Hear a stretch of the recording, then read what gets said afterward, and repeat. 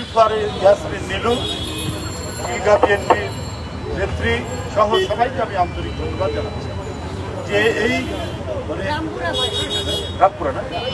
রামপুরা বিএনপির নেতা নীলুফার ইয়াসমিন নীলু সহ আমি এই তপ্ত যে অগ্নি প্রবাহ চলছে, মনে হচ্ছে বাংলাদেশ পুরো ছারখার হয়ে যাচ্ছে।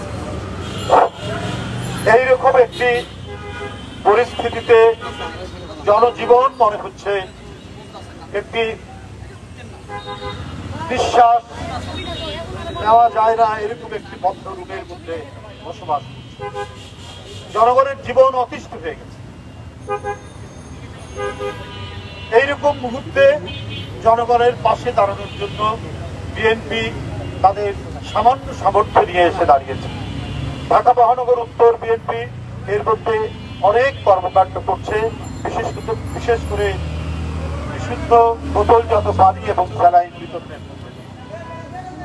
বন্ধুরা আমার, এছাড়াও বিএনপির পক্ষ থেকে এই তপ্ত গরমের মধ্যে কিভাবে জীবনযাপন করতে হবে তার একটি প্রেসক্রিপশন সহ লিফলেটও আপনাদের সামনে বিতরণ করা হচ্ছে। তো আমি যে কথাটি বলতে চাই যে আজকে এটি করতে হচ্ছে কেন, এই দেশে নাকি অনেক উন্নয়ন করা হয়েছে। প্রতিদিন প্রধানমন্ত্রী থেকে আওয়ামী লীগের মন্ত্রী নেতারা চিৎকার করে কথা বলতে বলতে গলার মধ্যে তাদের আলসার হয়ে গেছে এই উন্নয়নের কথা বলতে বলতে।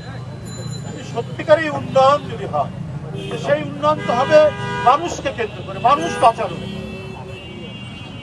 আওয়ামী লীগের নেতাদের বিদেশে বাড়ি বানানোর উন্নয়ন তো নয়, first home, second home, third home, fourth home বানানোর তো উন্নয়ন নয়। যে উন্নয়নের ছবি দেখিয়ে আওয়ামী লীগের নেতারা আঙ্গুল ফুলে কলা গাছ, যে উন্নয়নের ছবি দেখিয়ে আজকে অস্ট্রেলিয়ার সিডনি, কানাডার মন্ট্রিল, দুবাই, আমেরিকা এইসব জায়গায় তাদের বাড়ির ছবি উঠে আসে, সেই উন্নয়ন তো জনগণ দেখতে চায়নি। জনগণ একটু বুক ভরে শ্বাস নিতে চায়, একটা নিশ্চিন্ত নিরাপত্তার মধ্যে থাকতে চায়, বিশুদ্ধ বাতাস গ্রহণ করতে চায়। কিন্তু আপনি তো সেটা দেননি। আপনি ওদের অক্সিজেন কেড়ে নিয়েছেন, আপনি ওদের নিঃশ্বাস প্রশ্বাস কেড়ে নিয়েছেন। আপনি একটি তথাকথিত উন্নয়নের নামে আপনি একটি গ্যাস চেম্বার, বিষাক্ত গ্যাসের চেম্বার বানিয়েছেন গোটা বাংলাদেশ। আজকে বৃক্ষ নেই, আজকে নদী ভরাট, আজকে জলাশয় ভরাট, আজকে হ্রদের মধ্যে দিয়ে কি সাবেক রাষ্ট্রপতি হামিদের বাসায় যাওয়ার জন্য একটা বিশাল হ্রদ, তার ভিতর দিয়ে আপনার রাস্তা বানানো হয়েছে। তাহলে আপনার বৃষ্টি হবে কেন? তাহলে গাছে পাতা থাকবে কেন?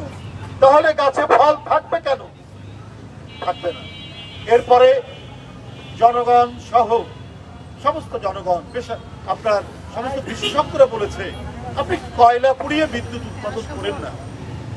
আপনি কারো কথা শোনেননি, কারণ আপনার লোকদের টাকা চাই, আপনার লোকদের পকেট ভরা চাই। তারা সুখে শান্তিতে রাখতে আপনি গোটা দেশের মানুষকে মৃত্যুর দিকে ঠেলে দিয়ে, কবরস্থানের দিকে ঠেলে দিয়ে আপনি এই সমস্ত কয়লা পুড়িয়ে বিদ্যুৎ কেন্দ্র আপনি বানিয়েছেন। তার পরিণতি কি?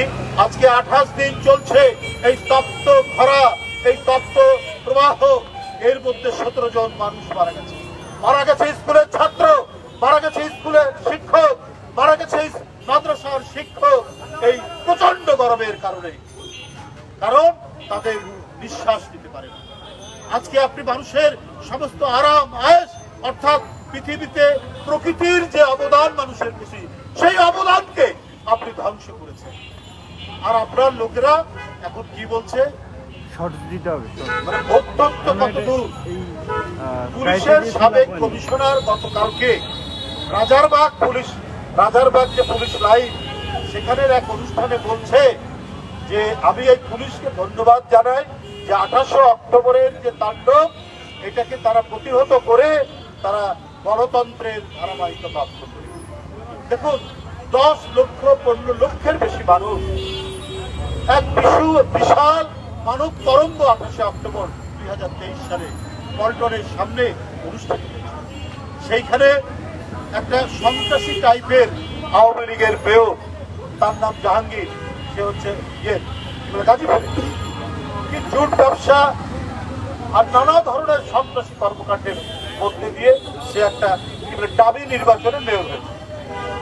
সেই মেয়রের নেতৃত্বে কিছু সন্ত্রাসী নিয়ে এসে এই আমাদের যেখানে মহাসমাবেশ সেইখান থেকে পুলিশ তাকে যাওয়ার অনুমতি দিয়েছে। তার মানে কি, পায়ে পাড়া দিয়ে উস্কানি দিয়েছে।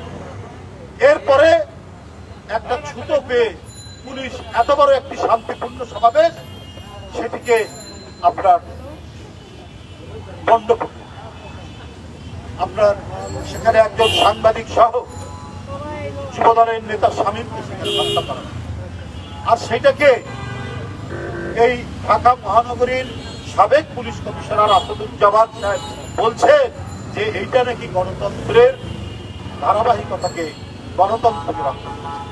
এই কথাগুলো হিটলারের পুলিশরাও বলত, এই কথাগুলো মুসলিনের পুলিশরাও বলত, এই কথাগুলো পৃথিবীর যেখানে একদলীয় শাসন তাদের পুলিশরা বলে। কারণ আপনার যুবলীগ, ছাত্রলীগ, পুলিশ এরা তো একাকার। যুবলীগ, ছাত্রলীগ যা করছে পুলিশও তাই করছে।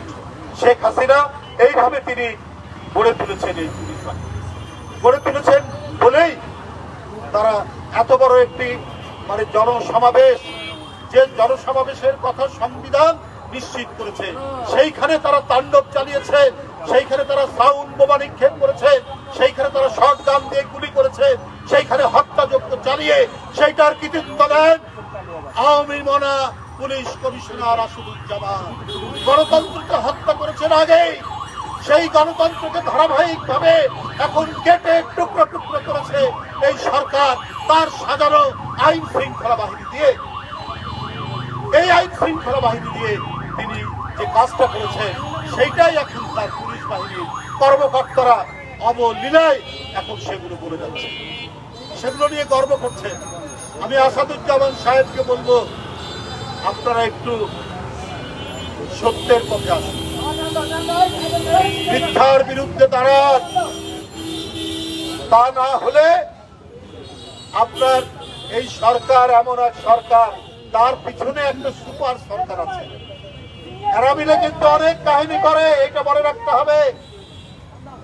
আপনার আগের কমিশনার বেনজির আহমেদ তিনি কত কথা বলেছিলেন এই আন্দোলন নিয়ে, পুলিশকে নির্দেশ দিয়েছেন তোমাকে বন্দুক দেওয়া হয়েছে ব্যবহার করার জন্য, তুমি ব্যবহার করছো না কেন? তোমার পকেটে গুলি দেওয়া হয়েছে, সেই গুলি তুমি ব্যবহার করছো না কেন? এই কথা তিনি বলেছেন। আজকে আমরা তার নিদর্শন কি পাচ্ছি? কোটি কোটি টাকা সম্পদ এই বেনজির সাহেব। আসাদুজ্জামান সাহেব, আপনিও কিন্তু এই কথা বলে ছাড় পাবেন না। বেনজির সাহেবের মেয়ে একটা ইউনিভার্সিটিতে পড়ে, তার রেস্ট নেওয়ার জন্য একটা ফ্ল্যাট কিনা হয়েছে। আমরা তো এরকম দুই একটা জানি, আরো যে কত ঘটনা আছে।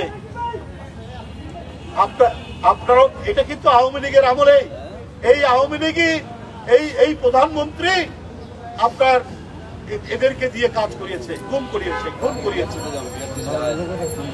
আপনার জোর করে ভোটারবিহীন নির্বাচন করিয়েছে এই বেনজির সাহেবদেরকে দিয়ে।